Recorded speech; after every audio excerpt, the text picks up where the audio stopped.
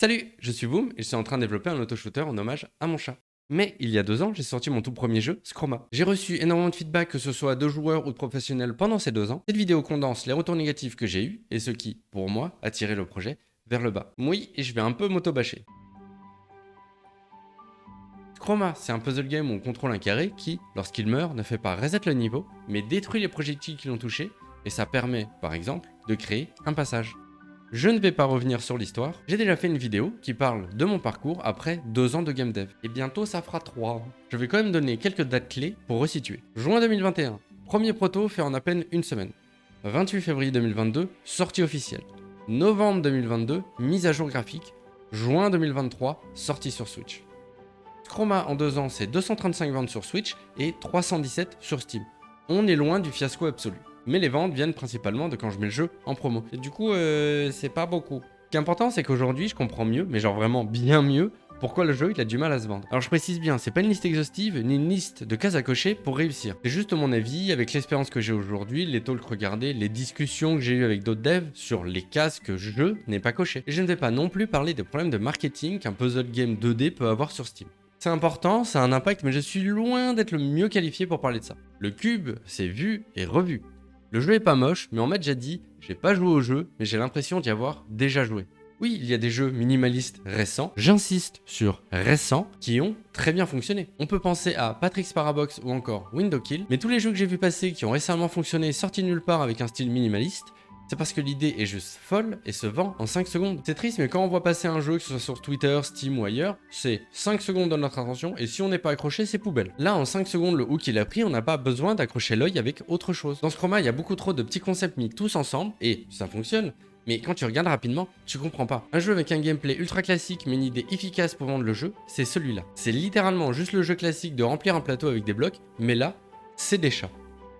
Ce jeu, il est sorti en 2020 et il a plus de 3000 reviews sur Steam. A noter que pour la plupart des jeux minimalistes, ce minimalisme sert le gameplay. Il y a moins d'interface à l'écran et ça simplifie la lecture. Ce qui m'amène au point qui est peut-être le plus terrible de mon jeu. On ne comprend rien.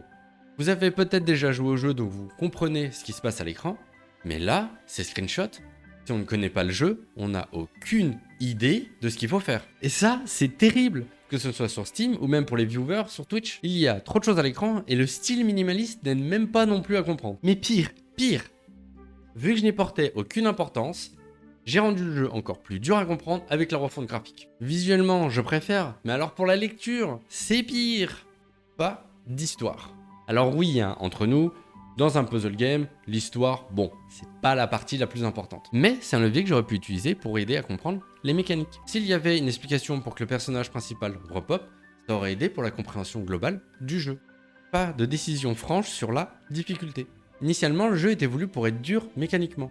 Puis petit à petit, j'ai tout simplifié. Ce qui fait qu'aujourd'hui, le jeu, quand même, mécaniquement, il est plutôt simple. Alors qu'avec tout ce qui se passe à l'écran, ça a l'air d'être un jeu difficile. On m'a souvent comparé à Geometry Dash, alors que les deux jeux, ils ont rien à voir.